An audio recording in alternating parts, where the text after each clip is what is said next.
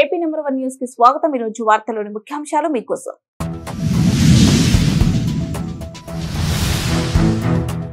చంద్రబాబు తన బినామీలకి ప్రభుత్వ మెడికల్ కాలేజీలు, ఆసుపత్రులను అప్పనంగా అమ్మిస్తున్నారు.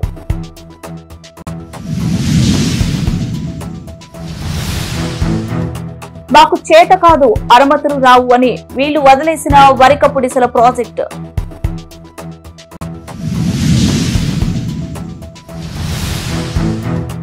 నెల్లూరులో ఇసుక మాఫియా కారణంగా 7 చనిపోవడం అత్యంత బాధాకరం.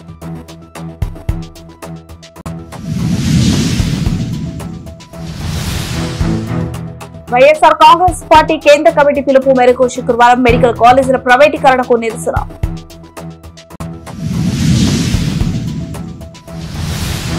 ప్రకాశం జిల్లా జీవనాడి అయిన పూల సుబ్బయ్య వెలిగొండ ప్రాజెక్టును వచ్చే ఏడాది ఆగస్టు నాటికి పూర్తయ్యేలా చర్యలు. చంద్రబాబు తన బినామీలకి ప్రభుత్వ మెడికల్ కాలేజీలు, ఆసుపత్రులను అప్పనంగా అమ్మేస్తున్నాడు. Pawan Kalyan OG cinema ticket rate 1000 రూపాయలు. కానీ పులివెందుల మెడికల్ కాలేజ్ రేటు 5000 రూపాయలు మాత్రమేనట. కారుమూరు వెంకటరెడ్డి, వైఎస్ఆర్సీపీ అధికార ప్రతినిధి. చంద్రబాబు నాయుడు గారి బంధువులకి, తెలుగుదేశం పార్టీ నాయకులకి ఏ విధంగా ఆంధ్రప్రదేశ్ రాష్ట్ర సంపదని దోచిపెడతా ఉన్నాడంటానికి 10 ప్రభుత్వ మెడికల్ కాలేజీలు, 10 ప్రభుత్వ హాస్పిటల్స్, అంటే మనం పెద్ద ఆసుపత్రులుగా, ధర్మాసుపత్రులుగా చెప్పుకునేటటువంటి ఆసుపత్రుల్ని అయిన వాళ్ళకి అప్పనంగా ఎకరం 100 రూపాయలు కట్టబెట్టడం ఎంత దారుణో చూడండి. ఆంధ్రప్రదేశ్ రాష్ట్రంలో మెడికల్ కాలేజీలు ఎన్ని ఎకరాలుంటే ఒక్కొక్క ఎకరం 100 రూపాయలు.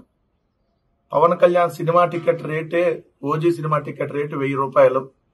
కానీ ఆంధ్రప్రదేశ్లో మెడికల్ కాలేజీ రేటు 100 రూపాయలు.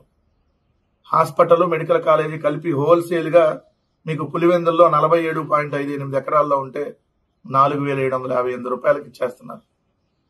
5000 రూపాయలకో, 4000 రూపాయలకో, 6000 రూపాయలకో ఒక్కొక్క మెడికల్ కాలేజీని 4000, 5000, 6000కి అమ్మేస్తా ఉన్నారు.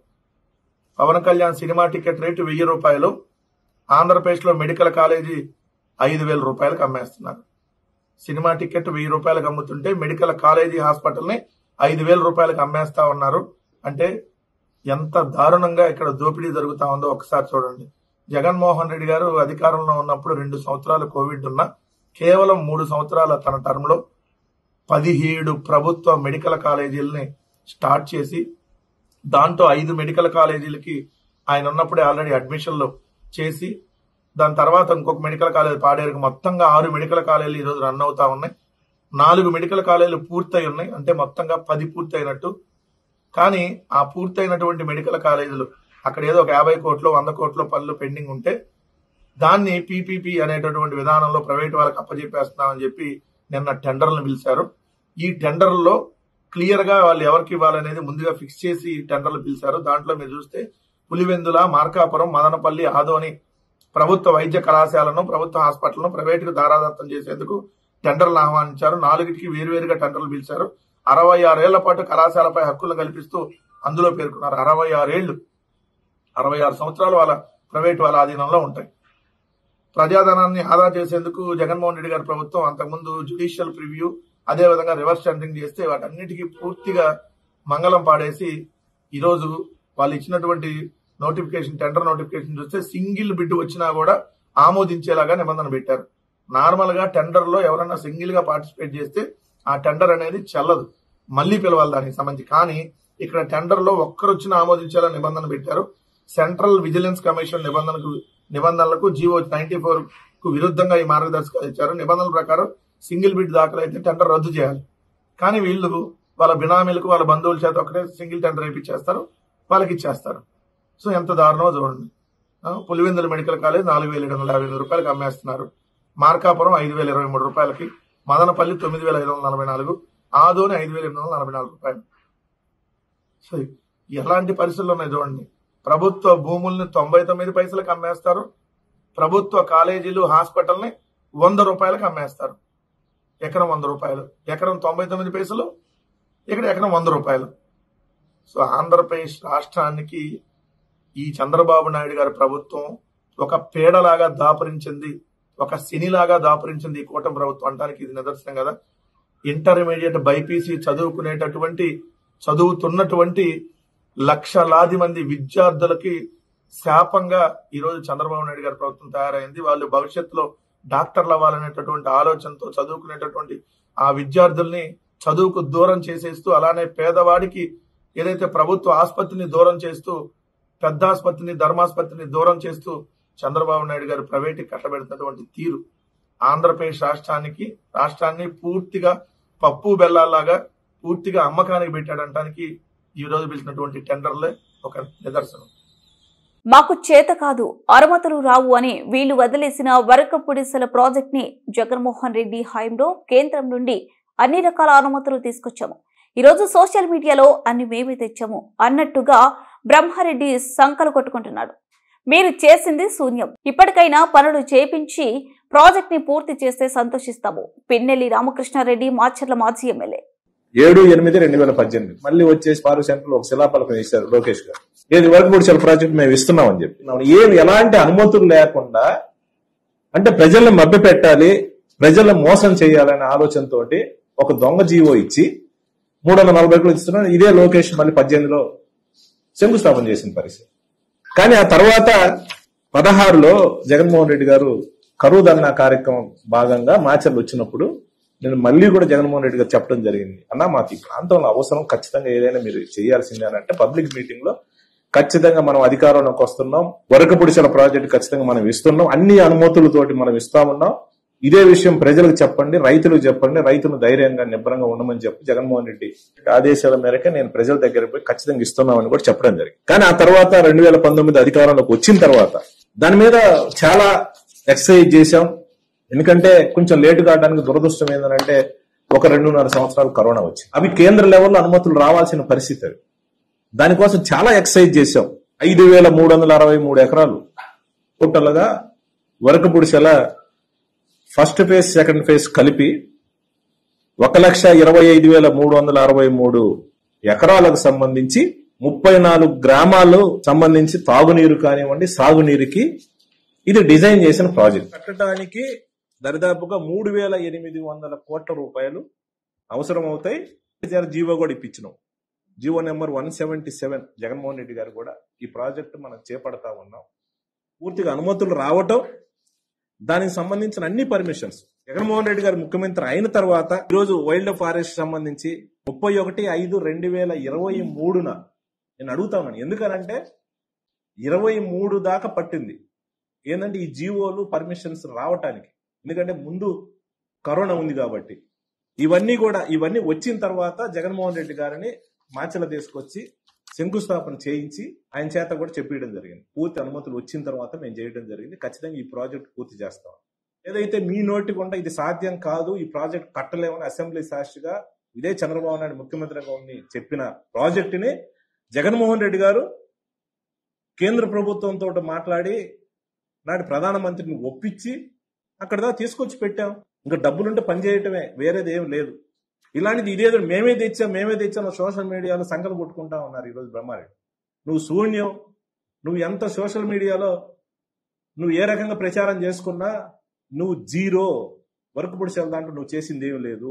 నీకు చేతనైతే 3,807 కోట్ల రూపాయలు ఏవైతే ఉన్నాయో రేపు వచ్చే బడ్జెట్ సమావేశాల్లో వరకపుడిసెలకు సంబంధించి 3,807 కోట్ల రూపాయలు బడ్జెట్ లో నువ్వు కేటాయింపు చేతన చేయించి పనులు ప్రారంభించు. తద్వారా ప్రజల మొప్పు పొందు. నాకే అసూయ నాకే ఉండదు. ఇది ఎప్పుడో 60-70 సంవత్సరాల నుంచి ప్రజల కళ, పల్నాడు రైతుల కళ. మీరు చేత కాదు, మీరు వదిలేసిన ప్రాజెక్టు పర్మిషన్స్ రావు. ఆ రోజు ఏంటంటే అక్కడ బీజేపీతో కలిసి ఉన్నారు, ఉండి కూడా మీకు చేత కాలేంది. మీకు అన్ని అనుమతులు తీసుకొచ్చాం, రైతుల కోసం కష్టపడ్డాం, తిరిగాం, చేసాం, పర్మిషన్లు అన్ని తీసుకొచ్చాం అనే తృప్తి మాకుంటది. మిగతా పనులు గ్రాంట్ తీసుకొచ్చి మీరు పని చేయండి. ఎవరొద్దన్నారు? ప్రాజెక్టుకు సంబంధించి ఏదైతే 3,807 కోట్ల రూపాయలు నువ్వు బడ్జెట్ లో పెట్టించు, పని చేయించమని కూడా బ్రహ్మారెడ్డి నేను డిమాండ్ చేస్తా ఉన్నాను. మొదటిసారి ఎమ్మెల్యే అయ్యావు, నువ్వు పని చేయి. నెల్లూరులో ఇసుక మాఫియా కారణంగా 7 చనిపోవడం అత్యంత బాధాకరం. బ్లాక్ మార్కెట్ లో అధిక ధరలకు ఇసుక అమ్ముకునే మాఫియాకి చెందిన లారీ డ్రైవర్ తప్పతాగి కారును ఢీకొట్టి 7 బలి తీసుకున్నాడు. చంద్రబాబు కనీసం ఇప్పటికైనా ఇసుక మాఫియాను కంట్రోల్ చేయకపోతే మీకు తగిన రీతిలో ప్రజలు బుద్ధి చెప్తారు. కారుమూరు వెంకటరెడ్డి, వైఎస్ఆర్సీపీ అధికార ప్రతినిధి. సంవత్సరాల వయసు లోపు ఉన్నటువంటి 7 చనిపోవటం, వాళ్ళ మరణానికి తెలుగుదేశం పార్టీ ఇసుక మాఫియా, ఈ కూటమి ఇసుక మాఫియానే కారణం కావటం, నెల్లూరు జిల్లాలో చోటు చేసుకున్నటువంటి ఈ విషాదకరమైనటువంటి సంఘటన, ఇసుక మాఫియాకి 7 బలైనటువంటి పరిస్థితి, రాష్ట్రంలో కూటమి నేతలు చేస్తున్నటువంటి అరాచకంలో ఉచిత ఇసుక పేరుతో ఏ విధంగా అడ్డగోలుగా దోపిడీ చేసి అడ్డగోలుగా దోచుకుంటా ఉన్నారో, రాత్రిని గాని పగలని గాని తేడా లేకుండా ఇష్టం వచ్చినట్టుగా ఈ కూటమి ప్రభుత్వం సాధిస్తున్నటువంటి ఇసుక దందాలో తప్పతాగి ఈ ఇసుక మాఫియాకి సంబంధించి ఒక డ్రైవర్ రాంగ్ రూట్ లో అతి వేగంతో వచ్చి కారును గుద్ది 7 చంపేసినటువంటి సంఘటన. అది తెలుగుదేశం పార్టీకి సంబంధించినటువంటి నాయకుడికి సంబంధించినటువంటి టిప్పరు. ఆ టిప్పరు నెంబరు AP39WH1695. ఇప్పుడు ప్రస్తుతం మంత్రి ఆనవ రామనారాయణ రెడ్డి, అలానే ఎంపీగా ఉన్నటువంటి వేమిరెడ్డి ప్రభాకర్ రెడ్డికి సంబంధించినటువంటి అనుచరుడు, తెలుగుదేశం పార్టీ నాయకుడు, ఓనర్, ఈ లారీ ఓనరు ఎవరైతే ఉన్నారో రవీంద్రారెడ్డి, వీళ్ళు సాగిస్తున్నటువంటి ఇసుక అక్రమ దందాలో భాగంగా నిన్న మధ్యాహ్నం సమయంలో 12:30 గంటలకి నెల్లూరు జాతీయ రహదారిపై, నెల్లూరు జిల్లా సంగం మండలం పెరవన సమీపంలో జాతీయ రహదారిపై ఏదైతే ఇసుక టిప్పర్ రాంగ్ రూట్ లో అతి వేగంగా వచ్చి కారును ఢీకొనడంతో అందరూ 40 సంవత్సరాల లోపు ఉన్నటువంటి 7 అక్కడికక్కడే కారులో చనిపోయినటువంటి పరిస్థితి. కారు నుజ్జయింది. శవాలను బయటకు తీయాలన్నా కూడా తీయలేనటువంటి పరిస్థితి. అంత దారుణంగా బుద్ధి చంపేశారు. ఫస్ట్ అతివేగం, 2 రాంగ్ రూటు, 3 ఓవర్లోడ్. సో అక్రమ ఇసుకని ఏ విధంగా వెళ్తారు, అక్రమ ఇసుక, ఓవర్లోడ్, రాంగ్ రూటు, ఇవన్నీ కలిపి ఈ మాఫియాకి 7 బలయ్యారు. చంద్రబాబు నాయుడు గారి ప్రభుత్వంలో ఇసుక మాఫియా దెబ్బకి వందలాది మంది ప్రతి సంవత్సరం బలవ్వాల్సిందే. ఎందుకంటే వీళ్ళు ఏదైతే అక్కడ నదుల్లో ఇసుకని తవ్వాల్సిన దానికంటే ఎక్కువగా తవ్వటం వల్ల నదిలో ఈతలకు వెళ్లి అనేక మంది చనిపోయినటువంటి పరిస్థితిని మనం చూసాం. అలానే ఏదైతే అంతకుముందు తెలుగుదేశం అధికారంలో ఉన్నప్పుడు 2019-14 మధ్యలో ఏర్పేడులో ఇసుక మాఫియా 16 మంది రైతుల్ని చంపేసినటువంటి పరిస్థితి, బుద్ధి లారీతో. సేమ్ మళ్ళీ ఈరోజు చూస్తే 7 దీనికి బలైనటువంటి పరిస్థితి. ఇసుక మాఫియా ఆంధ్రప్రదేశ్ రాష్ట్రంలో ప్రజల ప్రాణాలను తీసేటటువంటి మాఫియాగా తయారైపోయిందంటానికి ఇది నిదర్శనం. ఎప్పటికైనా చంద్రబాబు నాయుడు గారు ఈ ఉచిత ఇసుక ముసుగుతో ఇసుక మాఫియాని గాని ఆపకపోతే ఖచ్చితంగా మీకు బుద్ధి చెప్పేటటువంటి సమయం దగ్గరలోనే ఉంటుందన్నటువంటి విషయం గుర్తుపెట్టుకోమని చెప్పి వైఎస్ఆర్ కాంగ్రెస్ పార్టీ హెచ్చరిస్తా ఉంది. ఆ కుటుంబ సభ్యులకి వైఎస్ఆర్ కాంగ్రెస్ పార్టీ తరఫున ప్రగాఢ సానుభూతిని తెలియజేస్తా ఉన్నాం. ఇలాంటి వాటిని పోలీసులు కూడా చూసి చూడనట్టు వదిలేయటం వల్ల ఇలాంటి ప్రమాదాలు జరుగుతా ఉన్నాయి. ఖచ్చితంగా దీని మీద కఠినమైనటువంటి దృష్టి పెట్టాలనేటటువంటిది వైఎస్ఆర్ కాంగ్రెస్ పార్టీ డిమాండ్ చేస్తా ఉంది. వైఎస్ఆర్ కాంగ్రెస్ పార్టీ కేంద్ర కమిటీ పిలుపు మేరకు శుక్రవారం మెడికల్ కాలేజీల ప్రైవేటీకరణకు నిరసనగా ప్రకాశం జిల్లాలో చెలో మల్కాపురం కార్యక్రమం నిర్వహించారు. మెడికల్ కాలేజీ వరకు శాంతియుతంగా నిరసన ర్యాలీ నిర్వహించారు. వైసీపీ నాయకులతో కలిసి మెడికల్ కాలేజీని సందర్శించి వాస్తవ పరిస్థితులను తెలుసుకున్నారు. ఈ సందర్భంగా ప్రకాశం జిల్లా వైఎస్ఆర్ కాంగ్రెస్ పార్టీ అధ్యక్షులు దర్శి ఎమ్మెల్యే డాక్టర్ బూచపల్లి శివప్రసాద్ రెడ్డి మాట్లాడుతూ ప్రభుత్వ మెడికల్ కాలేజీలను ప్రైవేటు వ్యక్తులకు దారదత్తం చేస్తామంటే సహించేది లేదని ఉద్యమిస్తామని, వెంటనే రాష్ట్ర ప్రభుత్వం మెడికల్ కాలేజీల ప్రైవేటీకరణను ఉపసంహరించుకోవాలని డిమాండ్ చేశారు. మెడికల్ కాలేజీ ప్రస్తుత పరిస్థితిని ప్రజలకు వివరించారు. కార్యక్రమంలో ZP chairman Buchapalli Venkayyamma, Yerragondapalem MLA Tatiparthi Chandrasekhar, Markapuram నియోజకవర్గ సమన్వయకర్త అన్న రాంబాబు, జంకె వెంకటరెడ్డి, గిద్దలూరు సమన్వయకర్త కేపీ నాగార్జున రెడ్డి, కనగిరి నియోజకవర్గ సమన్వయకర్త దద్దాల నారాయణ, ఒంగోలు నియోజకవర్గ సమన్వయకర్త చుండూరి రవి, జిల్లా యూత్ అధ్యక్షుడు శ్రీకాంత్ రెడ్డి, వైఎస్ఆర్ కాంగ్రెస్ పార్టీ విద్యార్థి యువజన అనుబంధ విభాగాల నాయకులు పాల్గొన్నారు.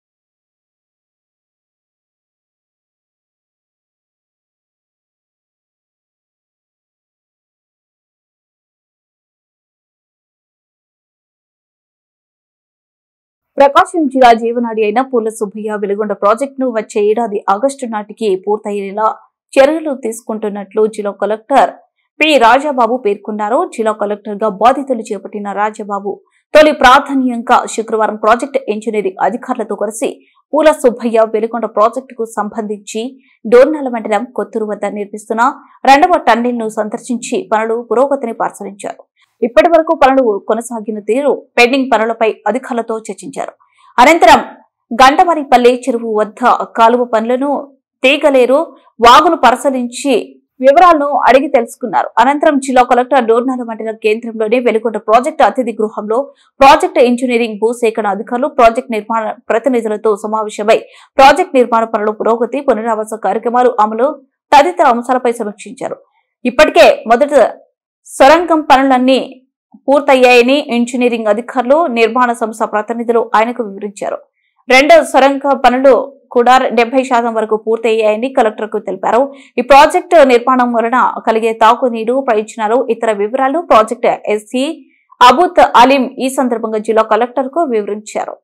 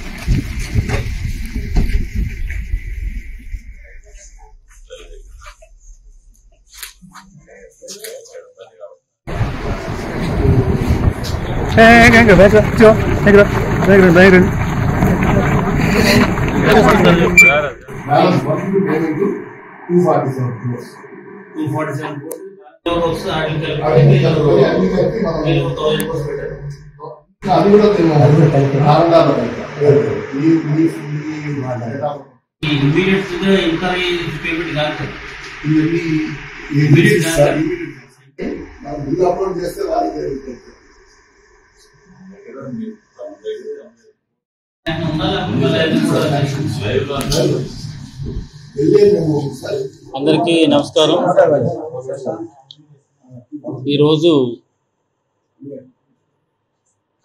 పూల సుబ్బయ్య వెలుగొండ ప్రాజెక్ట్ ని విజిట్ చేయడం జరిగింది. ఈ ప్రాజెక్టు ఈ జిల్లాకి జీవనాడి లాంటిది. గవర్నమెంట్ ఈ ప్రాజెక్ట్ కంప్లీషన్కి ఇన్ టైంలో చేయాలనేది కృతనిశ్చయంతో ఉన్నది. దానిలో భాగంగానే ఈరోజు ఈ ప్రాజెక్ట్ యొక్క పనులు ఎట్లా జరుగుతున్నాయి, ఇక్కడ ఏమేమి ఇష్యూస్ ఉన్నాయి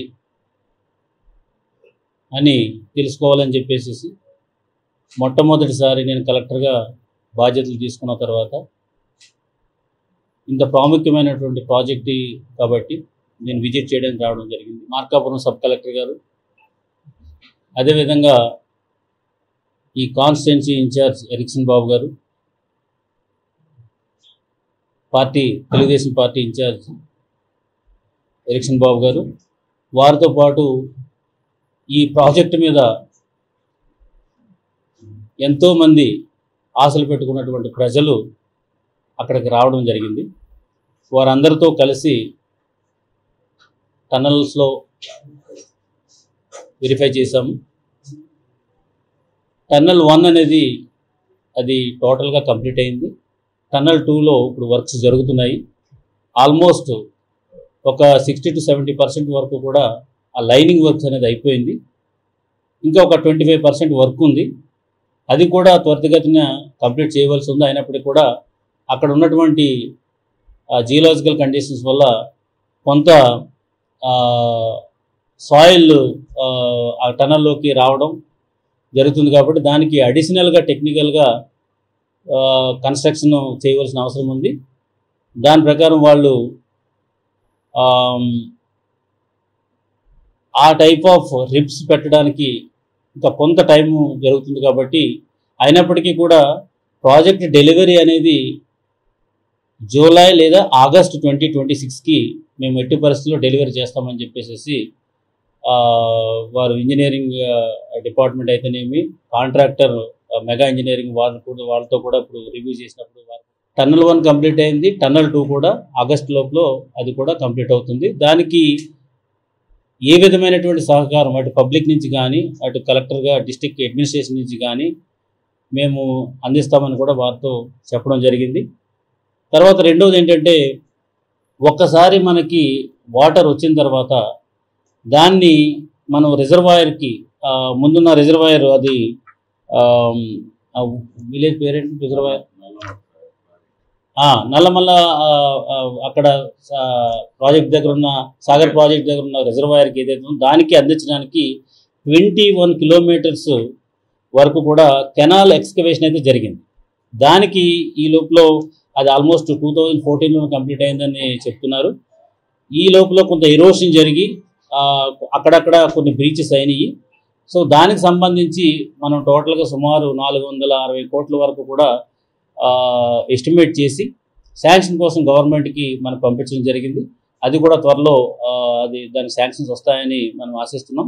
సో అది రాగానే మనకి ఇది ఒక 1 month లోపల మొత్తం టోటల్గా టెండర్స్ అన్ని కంప్లీట్ చేసి, ఇది కూడా సైమల్టేనియస్గా ఆగస్టుకి ఏదైతే మన టన్నల్ కంప్లీట్ అవుతుంది. వార్తలు ముగించే ముందు ముఖ్యాంశాలు మరోసారి.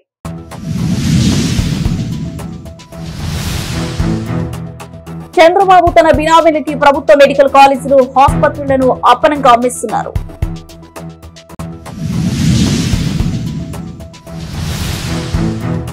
మాకు చేత కాదు, అనుమతులు రావు అని వీళ్లు వదిలేసిన వరికపుడిసల ప్రాజెక్టు.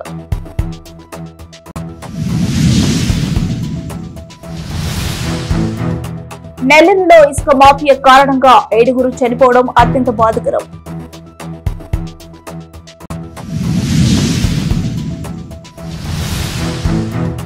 వైఎస్ఆర్ కాంగ్రెస్ పార్టీ కేంద్ర కమిటీ పిలుపు మేరకు శుక్రవారం మెడికల్ కాలేజీల ప్రైవేటీకరణకు నిరసన.